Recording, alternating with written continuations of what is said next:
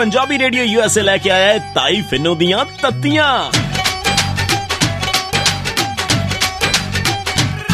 जदों तत्तियां सुनाइयां नी बड़ा दुख लग्या, बड़ा दुख लग्या। मैं तो सच्ची गल करदी आ, बुरी तो आपे ही लग जांदी आ। जदों तत्तियां सुनाइयां नी बड़ा दुख लग्या, बड़ा दुख लग्या।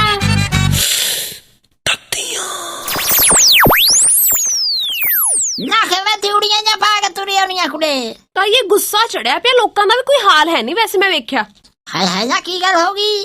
ਤਾਂ ਇਹ ਅੱਜ ਇੱਕ ਮੁੰਡਾ ਮੇਰੇ ਕੋਲ ਆਇਆ ਤੇ ਮੈਨੂੰ ਆਣ ਕੇ ਕਹਿਣ ਲੱਗਿਆ ਕਿ ਮੈਂ ਤਾਂ ਤੈਨੂੰ ਬੜਾ ਹੀ ਪਿਆਰ ਕਰਦਾ। ਲੈ ਤੇਰਾ ਭਲਾ ਹੋ ਜੇ, ਟੁੱਟ ਪੈਣੇ ਦੇ ਗੱਟਿਆਂ ਦੇ ਮਾਰਨਾ ਸੀ ਕੋਈ ਡਾਂਗ। ਤਾਂ ਇਹ ਮੈਂ ਉਹਨੂੰ ਪੁੱਛਣ ਲੱਗ ਗਈ, ਮੈਂ ਕਿਹਾ ਵੇ ਪਿਆਰ ਕੀ ਹੁੰਦਾ ਹੈ? ਅੱਛਾ ਫੇਰ ਕੁੜੇ ਅੱਗੇ ਮੈਨੂੰ ਕਹਿੰਦਾ ਪਿਆਰ ਦਾ ਰਿਸ਼ਤਾ ਦੋ ਵਿਚਕਾਰ ਉਹੀ ਹੁੰਦਾ ਹੈ ਜੋ ਸੀਮੈਂਟ ਤੇ ਰੇਤ ਵਿਚਕਾਰ ਪਾਣੀ ਦਾ ਹੁੰਦਾ ਹੈ। ਹਾਂ ਕੁੜੇ ਦਾ ਸਾਹ ਕੀ ਧਾਰਨ ਹੋਈ ਪਿਆਰ ਦੀ? ਇਹ ਮੈਨੂੰ ਵੀ ਸਮਝ ਨਹੀਂ ਆਈ। ਮੈਂ ਕਿਹਾ ਵੀ ਚੰਗੀ ਤਰ੍ਹਾਂ ਦੱਸ। ਤਾਂ ਕਹਿੰਦਾ ਸਮਝ ਲਾ ਵੀ ਮੁੰਡਾ ਹੋ ਗਿਆ ਸੀਮੈਂਟ, ਕੁੜੀ ਹੋ ਗਈ ਰੇਤ ਤੇ ਪਿਆਰ ਹੋ ਗਿਆ ਪਾਣੀ। ਹੁਣ ਜੇ ਸੀਮੈਂਟ ਤੇ ਰੇਤ ਨੂੰ ਆਪਸ 'ਚ ਮਿਲਾ ਦਿੱਤਾ ਜਾਵੇ ਤਾਂ ਉਹ ਮਜ਼ਬੂਤ ਨਹੀਂ ਬਣਦਾ, ਪਰ ਜੇ ਉਹ 'ਚ ਪਾਣੀ ਪਾ ਦਿੱਤਾ ਜਾਵੇ ਤਾਂ ਫਿਰ ਉਹਨਾਂ ਨੂੰ ਕੋਈ ਅਲੱਗ ਨਹੀਂ ਕਰ ਸਕਦਾ।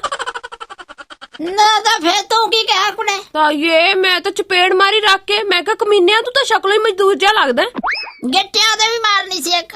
ਹੱਕ ਉਹ ਬੰਦਾ ਪੁੱਛੇ ਵੀ ਧਾਰਨਾ ਕਿਹੜੀਆਂ ਦੇਣ ਡਿਆ ਰੇਤ ਬਜਰੀ ਦੀਆਂ, ਅੱਗੇ ਕਿਤੇ ਲੱਭਦੀ ਪੰਜਾਬ 'ਚ। ਹੋਟ ਪਤਾ ਨਹੀਂ ਕੀ ਹੋ ਗਿਆ ਲੋਕਾਂ ਨੂੰ। ਤਾਂ ਇਹ ਚੱਲ ਤੂੰ ਪੰਜਾਬ ਦੀਆਂ ਗੱਲਾਂ ਛੱਡ ਤੇ ਇੱਧਰ ਕੈਨੇਡਾ ਵਾਲੀ ਸੁਣ। ਨਾ ਕੀ ਕੁੜੇ ਕੈਨੇਡਾ ਵਾਲਿਆ ਵੀਜ਼ੇ ਖੋਲਤੇ ਆ?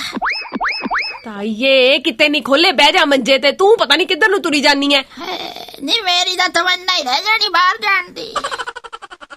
ਕੋਈ ਗੱਲ ਨਹੀਂ, ਪਹੁੰਚਾ ਦਾਂਗੇ ਤੈਨੂੰ ਵੀ ਬਾਹਰ। ਆ ਪਹਿਲਾਂ ਮੇਰੀ ਗੱਲ ਸੁਣ। ਤੈਨੂੰ ਪਤਾ ਸੁਖਬੀਰ ਬਾਦਲ ਨੇ ਹੁਣ ਕਹਿੰਦੇ ਕੈਨੇਡਾ ਵਾਲਿਆਂ ਨੂੰ ਸੱਦਾ ਦਿੱਤਾ ਹੈ, ਕਹਿੰਦੇ ਆ ਕੇ ਪੰਜਾਬ ਦੇ ਵਿੱਚ ਨਿਵੇਸ਼ ਕਰੋ। ਨਾ ਕੀ ਗੱਲ ਕੈਨੇਡਾ 'ਚ ਥਾਮ ਹੋ ਗਈ ਹੈ? ਨਹੀਂ ਤਾਂ ਇਹ ਉਹ ਕਹਿੰਦੇ ਵੀ ਅਸੀਂ ਪੰਜਾਬ ਨੂੰ ਮਜ਼ਬੂਤ ਬਣਾਉਣਾ ਨਾ। ਨਾ ਤਾਂ ਪੰਜਾਬ ਵਾਲੇ ਤਾਂ ਅੱਗੇ ਭਾਲਦੇ ਆ ਭਈ ਸਾਨੂੰ ਕੋ ਕੈਨੇਡਾ ਲੈ ਜਾ, ਤਾਂ ਕੈਨੇਡਾ ਵਾਲਾ ਕਿਹੜਾ ਬੁਰੂਗਾ ਦੱਸ। ਮੈਂ ਤਾਂ ਹੋਰ ਕਹਿੰਦੀ ਭਈ ਸਾਡੇ ਤਾਂ ਨਾ ਬਾਬੇ ਵੀ ਪਤਾ ਨਹੀਂ ਇੱਥੇ ਪੰਜਾਬ 'ਚ ਡੇਰੇ ਡੂਰੇ ਜੇ ਬਣਾਈ ਜਾਂਦੇ ਆ ਵੀ ਇੱਕ ਅੱਧਾ ਬਾਹਰ ਅਮਰੀਕੇ ਕੈਨੇਡੇ ਬਣਾ ਲਓ।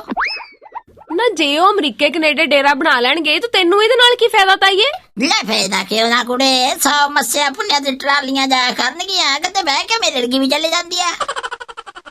ਹਾਂ ਉਦਾਂ ਸਾਡੀ ਸਰਕਾਰ ਬਾਹਰਲੇ ਨਿਵੇਸ਼ ਭਾਲਦੀ ਪਈ ਐ ਤਾਂ ਤਾਈ ਵੀਜ਼ਾ ਨਹੀਂ ਮੈਂ ਥੋੜੇ ਵਰਗੇ ਲੋਕਾਂ ਦੇ ਢਿੱਡੀ ਪੀੜ ਹੋਣ ਲੱਗ ਪੈਂਦੀ, ਤਾਂ ਮੇਰਾ ਕੁਛ ਬਣ ਨਹੀਂ ਰਿਹਾ। ਹਾਏ ਮੈਂ ਤਾਂ ਕਹਿੰਦੀ ਬਾਦਲ ਸਾਹਿਬ ਕਿਤੇ ਮੇਰਾ ਹੀ ਬਾਹਰ ਨਿਵੇਸ਼ ਕਰਾ ਦਿਓ।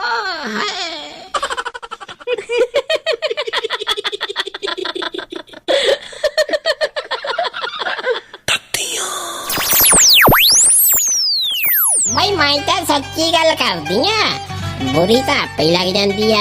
जदों तत्तियां सुनाइयां नी